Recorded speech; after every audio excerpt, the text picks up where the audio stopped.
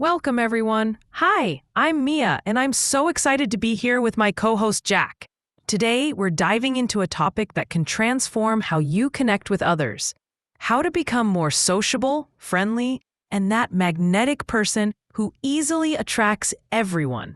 Whether you're meeting new people, networking, or just want to light up a room, we've got practical tips to make you irresistible. Absolutely. Mia, hey everyone, I'm Jack and I'm thrilled to share this with you.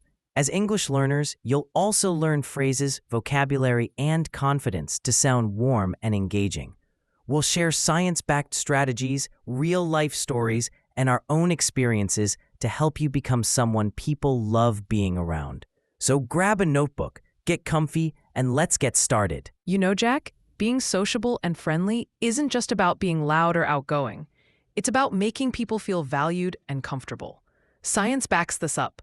Psychologists say humans are wired for connection, thanks to our brain's social reward system. When you're kind or approachable, it triggers dopamine in others' brains, making them want to connect with you. That's the secret to being magnetic. So true, Mia. I used to think being sociable meant being the loudest in the room, but it's about authenticity. One scientific method is active listening. Studies show it builds trust. When you truly listen, people feel heard. In a networking event, I listened to a colleague's story about their project, nodding and asking questions. They later said, "I was so easy to talk to." Try saying, "I'll listen to make others feel valued." Mia, how do you listen actively? I focus on the speaker, not my response. At a party, I listened to a friend talk about their travels, asking, "What was your favorite place?" They opened up and we bonded. Active listening, as research from the Journal of Social Psychology shows, strengthens relationships. Try saying, "I'll ask questions to show I care." Another method, smiling. A smile signals warmth, releasing oxytocin in both you and others. I smiled during a job interview, and the interviewer said I seemed approachable. Jack, any smile stories? Oh yeah, I was nervous at a community event, but I smiled while introducing myself. People warmed up instantly. Studies from Yale show smiles increase likability. Try saying, "I'll smile to seem friendly." Another tip, open body language. Standing with open arms or leaning slightly forward shows you're approachable. I used this in a meeting, and colleagues said I seemed welcoming. Try saying, "I'll use open body language." Mia, how do you use body language? I avoid crossing my arms and use gentle gestures, like nodding. At a school event, I leaned in while chatting, and people stayed engaged. Research shows 55% of communication is nonverbal, so body language matters. Another method, positive tone. A warm, upbeat voice makes you magnetic. I used this in a team presentation, raising my pitch for excitement, and it drew people in. Try saying, "I'll sound warm and positive." Jack, how do you use tone? I vary my pitch to sound enthusiastic. In a work discussion, I said, "This idea is exciting, with energy," and it sparked interest. Scientists say vocal variety stimulates the brain's auditory cortex. Try saying, "I'll vary my tone to sound engaging." Another tip, empathy. Showing you understand others' feelings builds connection. I said, "That must be tough," to a stressed coworker, and we bonded. Try saying, "I'll show empathy to connect." Mia, any empathy stories? At a friend's dinner, I said, "I get how busy you are." When someone shared their workload, it deepened our chat. Empathy, as psychology shows, fosters trust. Another method, compliments. Genuine praise makes people feel valued. I told a colleague, "Your presentation was so clear," and they lit up. Studies show compliments boost serotonin. Try saying, "I'll give a genuine compliment." Jack, how do you compliment? I keep it specific. At a meetup, I said, "Your energy makes this event fun," and it sparked a great talk. Specific compliments, as research shows, feel authentic. Another tip, humor.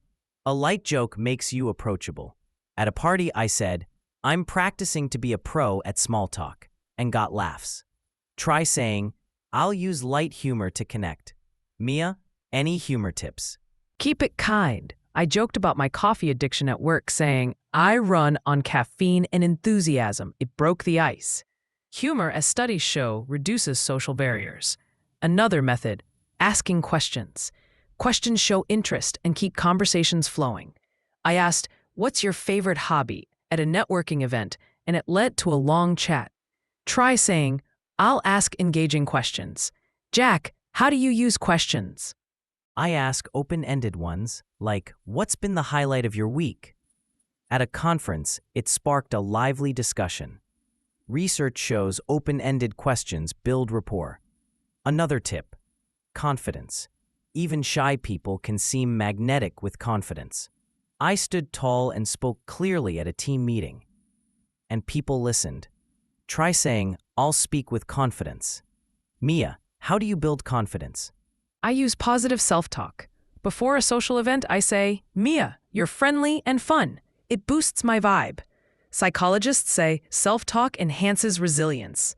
Another method, power posing. Standing with hands on hips for 2 minutes, as Amy Cuddy's research shows, boosts confidence. I did this before a speech, and I felt unstoppable. Try saying, I'll power pose to feel bold. Jack, any confidence tricks? I practice deep breathing.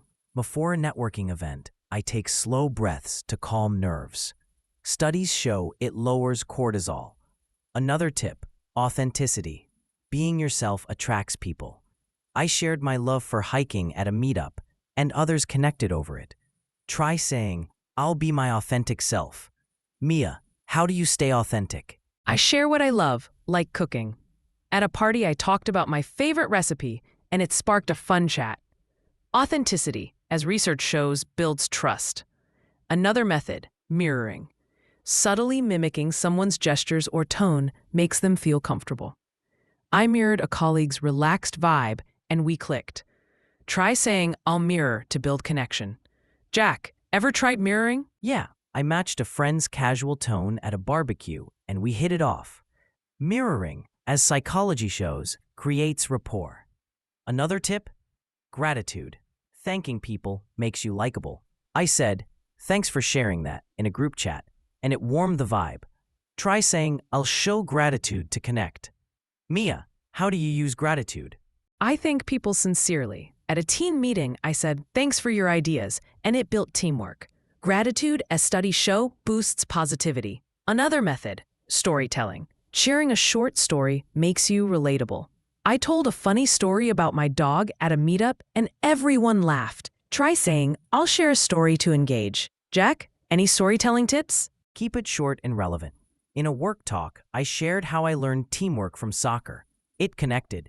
Storytelling, as neuroscience shows, triggers dopamine. Another tip, eye contact. In English-speaking cultures, it shows confidence. I used it at a conference, and people said I seemed trustworthy. Try saying, I'll use eye contact to connect. Mia, how do you use eye contact? I look at people's eyes or forehead to seem engaged. At a party, it made conversations deeper. Research shows eye contact builds trust. Another method, energy infusion. Bring enthusiasm, even in casual chats. I said, I'm so excited to meet you at an event, and it drew people in. Try saying, I'll bring energy to conversations.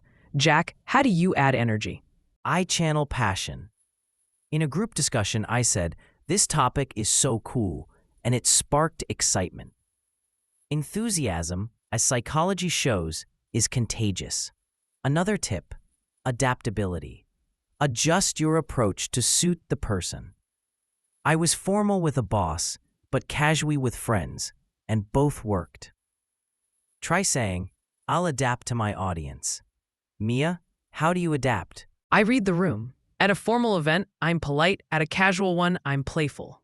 Adaptability, as communication studies show, builds connection. Another method, compliment follow-ups. After praising someone, ask a question. I said, your presentation was great. How did you prepare? And it kept the chat going. Try saying, I'll follow compliments with questions. Jack, any follow-up tips? I ask about their process.